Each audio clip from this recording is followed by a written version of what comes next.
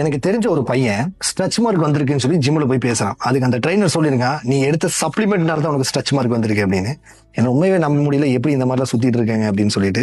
Stretch mark வரதுக்கு main reason பெருசா ஒன்றும் கிடையாது. திடீர்னு ஒரு மசில் வந்து சுருங்குது, இல்ல மசில் சடனா க்ரோத் ஆகும்போது அந்த எக்ஸ்பேண்ட் ஆகுது அப்படிங்கும் போது உங்களுக்கு அந்த பிரச்சனை வருது.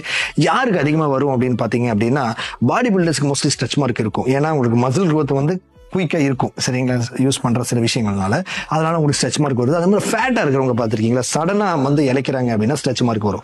ஸோ இதுதான் மெயின் ரீசன். ஸோ அது தப்பு சொல்ற அளவுக்குலாம் பெருசா இல்லை.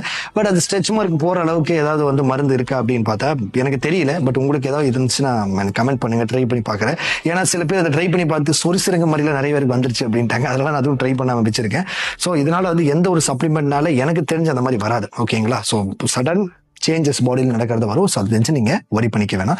இந்த மாதிரி யூஸ்ஃபுல் இன்ஃபர்மேஷன் வேணும் அப்படின்னா கமெண்ட் பண்ணுங்க, ஃபாலோ பண்ணுங்க. நெக்ஸ்ட் வீடியோல உங்களுக்கு என்ன வேணுமோ நான்